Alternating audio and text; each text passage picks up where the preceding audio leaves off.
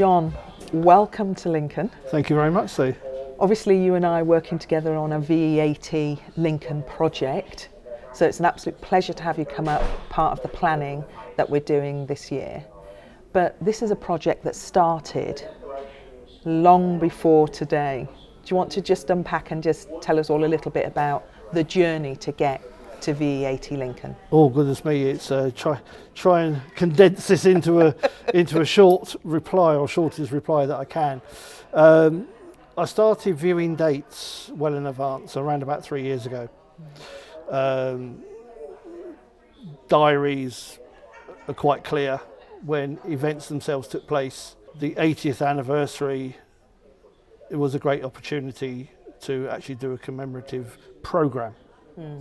And the programme itself starts in France, works its way through to the Netherlands, and it was a question of where to do the finale around VE-80 itself, May the 8th, 1945. Choice of locations, I wanted to actually sort of bring what we do across to the UK. Already had a working relationship in Lincoln through one of our other projects, which is the Armistice Festival, which we host each year. People from Lincoln came out to that in 2023 in great numbers, really supported what we did. We've really enjoyed it as well because of the historical significance around the whole festival. I mean, coming to the area we've come to, allowing the boys to see some of the sites they've seen has been really integral in helping them pull together as a team. Yeah. And helping them understand some of the historical aspects of the war and armistice. In the choice of location was very much I wanted to say thank you to everyone that made such a great effort to come to us, and I wanted to be able to build something around it. And organising something as we do, it's all around three particular elements, which is education, remembrance, and through activity. And in the case of this, it's activity through the game of rugby. This is based under our banner of World Rugby Memorial. Tell us a little bit about World Rugby Memorial, if you don't mind. Itself, well, that project actually started 10 years ago. And that was following, again, the timeline across World War I. And where I live in Lens, in France, is very close to the Chemin-des-Dames battlefields. It's around about 15 kilometres out of the city. And the Chemin-des-Dames was the front line for 4 years on the Western Front. It also coincided with the first 5 internationals of World War I being killed in that region, of which there were 15 internationals ultimately in that period of 1914-18. So we started the commemorations based around that. 100 years to the day of the deaths of people like Ronnie Simpson, James Huggan, and Charles Wilson, all played for either London Scottish or Blackheath. And we did a commemorative event, the first international commemorative event based on rugby at that point in September, so in 2014, commemorating from 1914. It was then, what do we do next? We came up with my partner Frank Viltar from the Concierge Department of l'Aisne, who at the time was very much monitoring. He was in charge of the centenary events, not just in the Aisne but across the north of France. And Frank and I just had a discussion about, well, what can we do? And he said, well, why don't we create a memorial based around these guys that were killed here first, and then we just build a research project around that. And that was how we started the rugby memorial side, and the memorial itself was unveiled on September the 16th, 2017. Thank you. Fascinating project. Bring us back to Lincolnshire. Here we are, obviously, as a military county. It's home of Bomber Command. This project that started particularly, last year. Here we are looking next year at VE-80 Lincoln. Why did you choose Lincoln?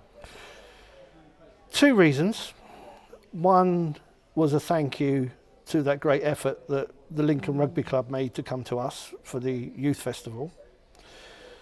But also we got the World War II history and the links. And I think something that some people forget is that when we had the withdrawal in May, June 1940 from Dunkirk and Calais and around those areas, as such, Britain was not involved in war on the Western Front directly until the 6th of June 1944, 4 years later. Yeah. And you logically begin to sort of think, well, within those 4 years, what happened? Well, the UK was very much isolated. It was the home front. And Lincolnshire, in particular, with all the RAF connections, was in actual fact the front line. Absolutely. And that's often, people don't think about that, but Lincolnshire absolutely being the front line is really key. And I think of it in those terms purely because of where I live and where I'm based in France. The Chemin des Dames was the front line Yes. for 4 years. Yes. Equally, Lincolnshire, for that similar period of time in World War II, was the same. Yeah. And we do a lot of, remembering here in Lincoln and recognition of, Bomber Command veterans, those people that served, but not just the people that served, but also the wider community. So, we think about how the community came together to support the war effort also. But anyway, I'm getting off track, off piste. Not VE-80, necessarily. Well, VE-80 Lincoln, you chose Lincoln as opposed to a couple of other geographical regions. I looked at the idea again, and I'll go into slightly more detail about it in a minute. But I had 3 choices in my head. One was to do something along the south coast. Obvious places there: Portsmouth, Southampton, Plymouth. When you think about the naval connections, again, it was the front line of the south. Second alternative, moving it into more modern times, we have the National Arboretum in Staffordshire. We do. And there's a lot of memorials there dedicated to all kinds of aspects, particularly centred around World War I and World War II. There's a lot of World War II stuff there. And my third choice was Lincolnshire. And I think because I developed that relationship through the rugby club initially, and I said I wanted to make a thank you, then of the 3 choices, it was easier choice, knowing that I could create something here. And creating a festival of sport is the easy part. Yeah. But what I then needed, and which is why you and I have worked together on other research projects together, and we both understand the remembrance side of things. And I just felt it really important that to ask you to be part of this project, which you graciously accepted, and to co-chair what we're going to do in Lincolnshire together. Yeah. So let's unpack then what we've got planned here in Lincolnshire. So Right, okay, well basically we're going to have a 4-day event. People will gather on May the 8th, VE Day itself, and we're actually sitting here at International Bomber Command Centre, and we're going to launch from here. So from 6 p.m. on May the 8th, we already know that this site has been chosen to be one of the sites for the national beacon lighting, marking the end of World War II. So the CEO here, Nicky Vanderdrift, has very kindly invited us to bring our event here to commemorate that in itself.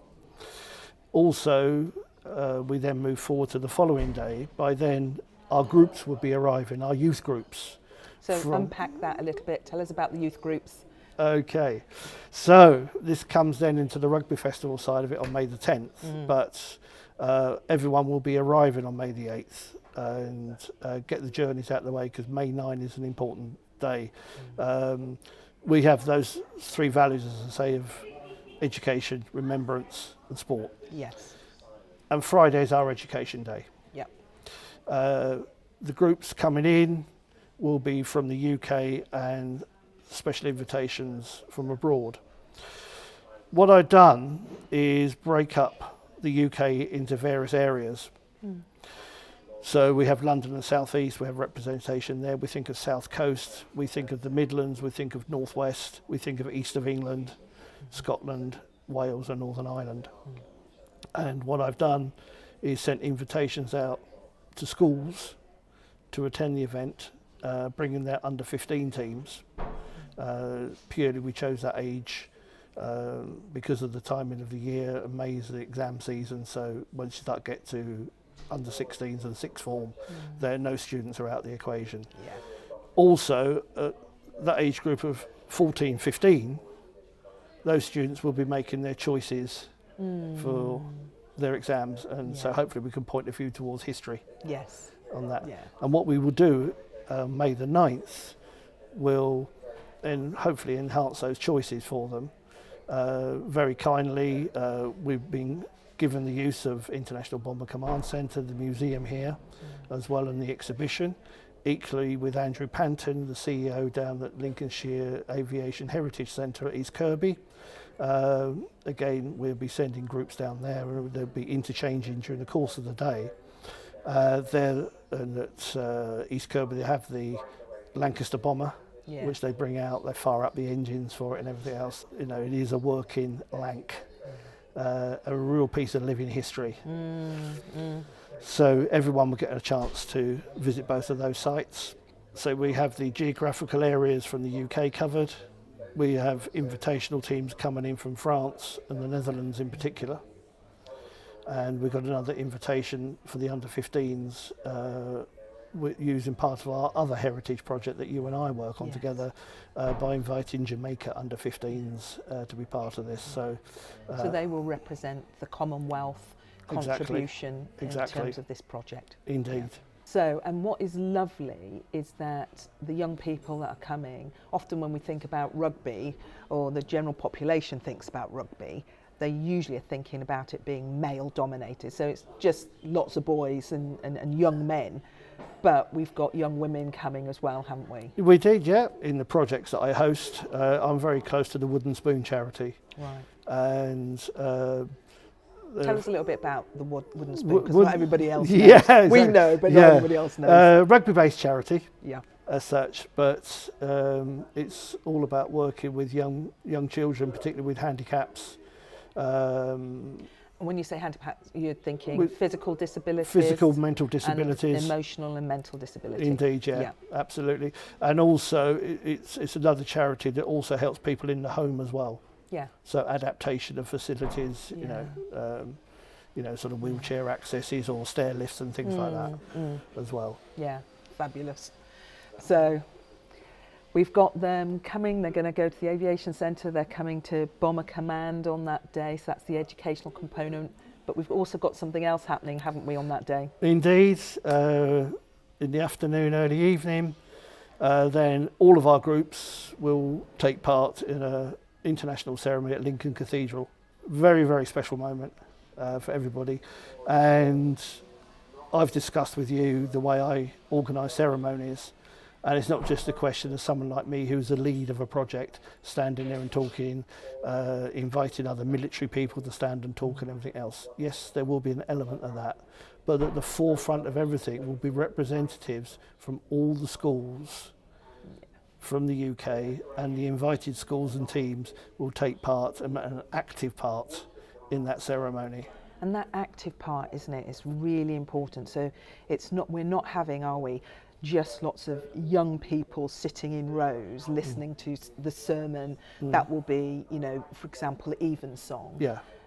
We're going to break them up into groups. They're going to move around the cathedral and hear different stories and have different experiences. So we're going to bring that whole day that they've had alive. Exactly. And we will be talking about the role of religion and faith in how that supported people, you know, throughout all of the great wars, but its role and its place today. So it's going to be a very rich experience. It is, yeah. I mean, I actually conducted an experiment going back to the Armistice Week in 2018, and we did a ceremony at Mametz. We had 2 Welsh schools across, and we were hosted by the French. We had Welsh people there, and we had other visitors from the UK. So what I decided to do was actually conduct the ceremony in such a way that the languages were also inclusive. Oh, fabulous. We had passages to read, or we have, when we get to the point in a ceremony around wreath laying, we always think of Binion's lines, the silence, Kahima line afterwards. If you then do it in French, English and Welsh, Yes, yeah, then do the wreath laying, yeah, then do yeah. the Kahima Yeah. afterwards, again in the 3 different languages, it actually brings more meaning to the people that are gathered Yeah. at that ceremony. Very And poignant. we've continued to use that theory very well. And we recently did it again at this year's Armistice Festival when we had did it in English, French, German, Dutch, and even Ukrainian. That works, and actually having young people saying those lines as well. And it's indicative, isn't it, of the idea that all the Allied forces came together, different cultures, different languages, and that when we're educating and we're commemorating, we're all coming together. You have to remember everyone. Exactly. You know, I spoke earlier on about the home front and the fact that Lincolnshire was the front line. But you think about all the people that were on this island at that time. We had the evacuation from Dunkirk, so we had the British troops come back. We had French troops coming with them. There was some Belgium in there as well, And Poland. Polish yeah, contingent exactly. too. Poland, Czech. Yeah, Because then you go back to the Battle of Britain in 1940. All the pilots that had to be trained at that point as well from around what was the empire. So you had Australians, Canadians, New Zealanders, South Africans. You just got this worldwide gathering. Trying to reflect that now, Yes. but doing it through youth. Yes, yeah. So we've heard about the beacon lighting.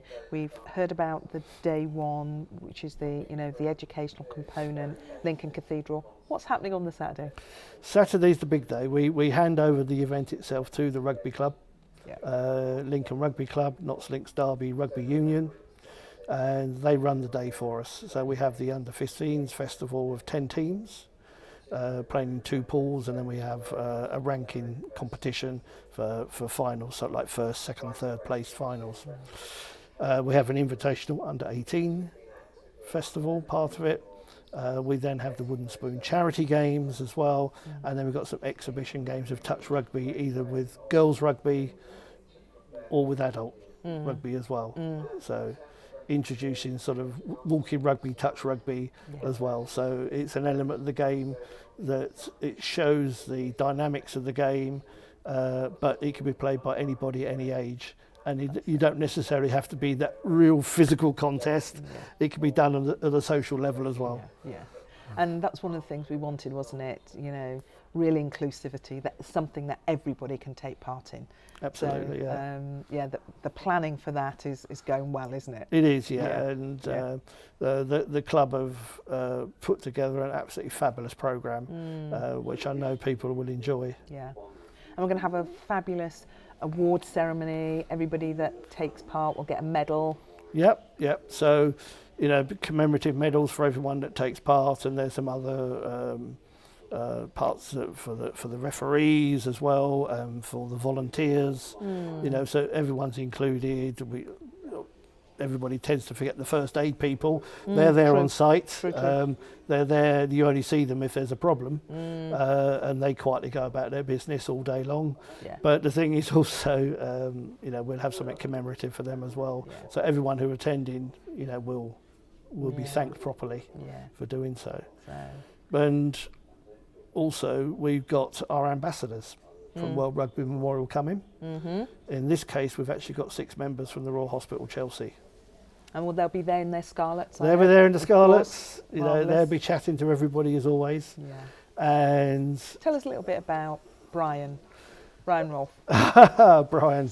They shall grow not old, as we that are left grow old.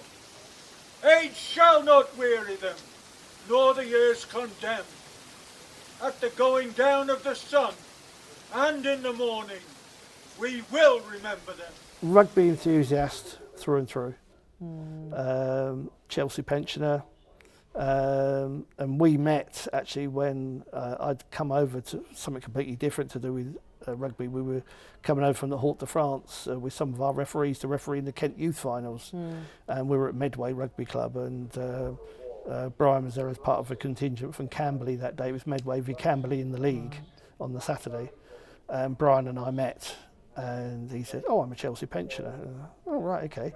And we started talking about rugby. I asked him about Chelsea, how Chelsea worked and everything. And we went away from that conversation, and I was looking for a way of also extending what we do. We had a strong connection with the UK military, with Army, Navy, Air Force, Rugby Union and Combined Services, anyway, UCAF. And I had a word with, in particular, the Secretary of the Army Rugby Union, and I said, "Look, I've got this idea, we need some kind of ambassador for the project as well." And I said, "I've got this guy in mind." And everybody's response throughout the armed services, yeah, that really does complete the circle. And so I invited Brian to be our ambassador, and he graciously accepted. Turned his life upside down. We rolled him out for all sorts of things. But Chelsea, as an organisation, have fully embraced what we do, fully support what we do, as we do them in return as well. And they do make an event even better with their presence. Yeah, brilliant. Thank you. So Saturday we've got the Rugby Festival, an award ceremony of an evening. What's happening on the Sunday? Sunday, we all come back here to International Bomber Command Centre, and again they very kindly agreed to host the remembrance service. And this is the commemoration, not just based around the sport, this is the commemoration that we dedicate to everyone who served in all countries. Yes. Yeah. And again, I will make sure that the youth element will be forefront of what we're going to be doing here. We will obviously have different people speaking here than they would be on Friday at the cathedral, very much mixing things up. But this will be a remembrance service very much in the way that we know it here in the UK. Yeah. But there'll be one or two little twists to incorporate the traditions of other countries. Yeah. And one of the things also we've got running throughout the whole of the weekend and beyond is here at International Bomber Command Centre we're going to have the exhibition, but we're also going to have a poppy installation, aren't we? Do you want to say a little bit about our poppy installation? Absolutely magnificent. Very, very honoured to be working with a friend of mine on this. He was involved 10 years ago at the Tower of London project in 2014. And he very kindly has accepted the invitation that he will create a poppy memorial here at IBCC. We're going to do something with the ceramic poppies, and we're going to run them down the Spire Memorial, part of the Spire Memorial, but also he's going to create the shape of a Lancaster bomber out of poppies. That'd be phenomenal, won't it? I actually can't wait to see that. I'm very excited about that indeed. And also, again, like the Tower of London, those poppies will be sold off as well. There'll be a charitable element involved in that as well.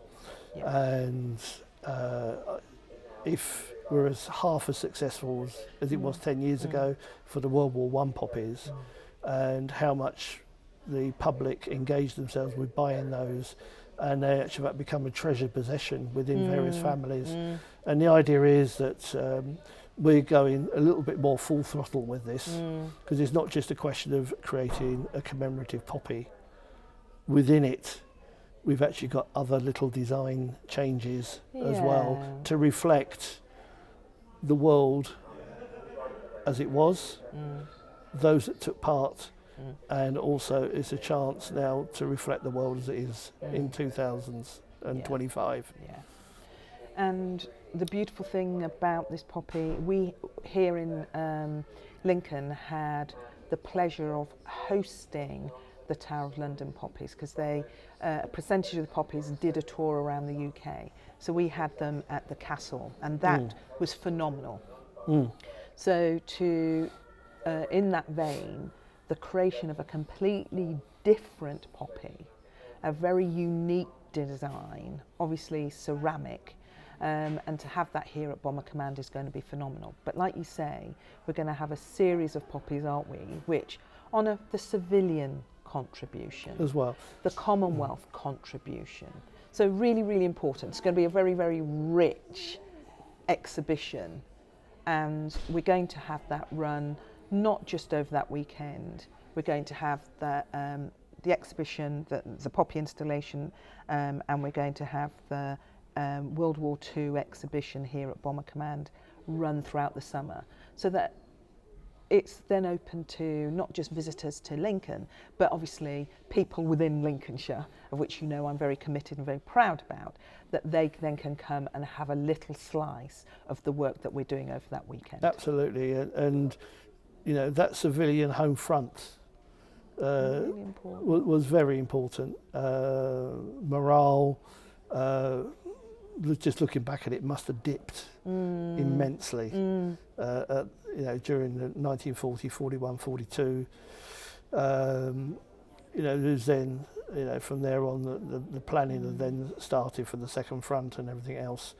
But the living conditions of the population was almost unrecognisable as we know now. Yeah, so anyway, mindful of time, so we're going to have to bring this to a close, but I just want to say a huge, huge thank you for, first of all, not just having the idea and the concept, but, you know, joining with us, and particularly, you know, inviting myself from some of our other projects to become part of this and to bring it alive so that we truly can commemorate, we can educate, and of course, we can inspire the next generation, which I think is really important. That's the whole idea. And when you look at you know, our tagline of what we do at Francois Events, our tagline is inspiring future generations. Absolutely. John, thank you. Pleasure. Thank you, Sue.